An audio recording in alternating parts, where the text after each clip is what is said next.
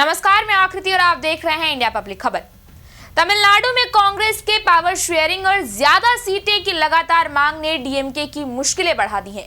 कांग्रेस नेता मणिकम टैगोर की देखरेख में बनी मादुरै कांग्रेस कमेटी ने सीएम स्टालिन से सत्ता में भागीदारी की मांग एक बार फिर की है, लेकिन स्टालिन ने न सिर्फ कांग्रेस की मांग ठुकरा दी है, बल्कि बार बार सत्ता में हिस्सेदारी की मांग पर नाराजगी भी जताई है।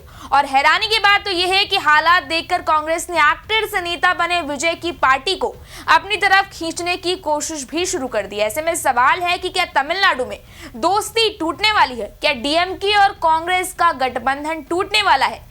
क्या सत्ता की चाह में कांग्रेस दशकों पुरानी सहयोगी डीएमके को छोड़कर विजय से हाथ मिलाने की जुगत में है?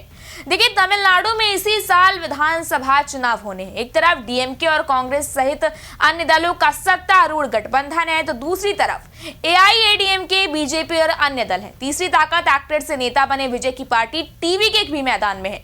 ऐसे में वोट बंटने की संभावना बन रही है। मौका देख कांग्रेस ने डीएमके के साथ अपने गठबंधन में अपनी हनक दिखानी शुरू कर दी है। स्टालिन के पावर शेयरिंग की मांग को खारिज करने के बावजूद मणिकम टैगोर ने मादुरै कांग्रेस कमेटी से इस बाबत एक बार फिर प्रस्ताव पास करवा दिया है। इस घटना के बाद दोनों दलों में तनाव चरम पर पहुंच गया है। मौका देख विजय की पार्टी ने कांग्रेस को अपने पाले में लाने के लिए रणनीतिक बयान भी दे दिया है। देखिए, कांग्रेस ने न सिर्फ सरकार आने पर सत्ता में भागीदारी चाहती है, बल्कि पिछली बार मिली 25 सीटों से ज्यादा मांग रही है।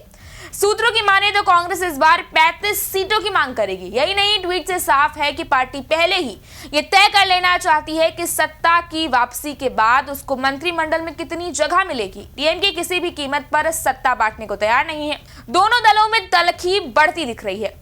कांग्रेस के संगठन महासचिव के सी वेणुगोपाल तमिलनाडु पहुंचकर कमान संभालने वाले हैं। कांग्रेस कह रही है कि तमिलनाडु में ऑल इज वेल होगा। यहाँ बता दें कि डीएमके के साथ गठबंधन में सीट शेयरिंग की बात करने के लिए कांग्रेस ने महीनों पहले ही कमेटी गठित कर दी थी, लेकिन अब तक बात शुरू ही नहीं हुई है। कांग्रेस 22 फरवरी का इंतजार कर रही है, जब डीएमके उससे बातचीत की शुरुआत करने वाली है। देखिए, न सिर्फ मणिकम टैगोर स्टालिन की मुसीबत बढ़ा रहे हैं, बल्कि राहुल गांधी के करीबी प्रवीण चक्रवर्ती ने स्टालिन पर सीधा हमला करते हुए राज्य के वित्तीय घाटे और ऋण पर सवाल भी खड़े किए थे। और सिर्फ सवाल ही नहीं खड़े किए, बल्कि यूपी से तुलना भी की। इतना ही नहीं, वो एक्टर विजय से भी मिले, जो राज्य की राजनीति में इस वक्त एक विकल्प बनने की पुरजोर कोशिश में लगे हैं। राहुल गांधी के करीबी प्रवीण की दोनों बातों से डीएमके खुश नहीं है।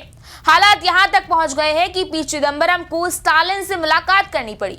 यही नहीं, उनको सार्वजनिक रूप से ट्वीट कर प्रवीण के ट्वीट का जवाब भी स्टालिन के पक्ष में देना पड़ा।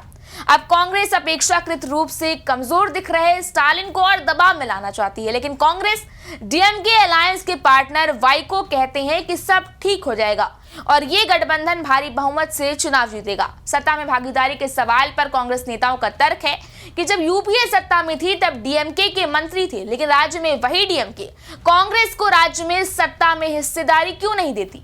यानी कुल मिलाकर आप देखें तो इस बार मामला जटिल है और कांग्रेस अपने रुख पर कायम बनी हुई है। लिहाजा ये गठबंधन ही खटाई में पड़ता नजर आ रहा है। फिलहाल अब देखना ही है कि क्या वाकई कांग्रेस और डीएमके गठबंधन का अंत समय पास आ गया है। इस बारे में आपकी क्या राय है, आप हमें कमेंट सेक्शन में जरूर बताएं। इस वीडियो को लाइक करें, शेयर करें, चैनल को सब्सक्राइब करें। शुक्रिया।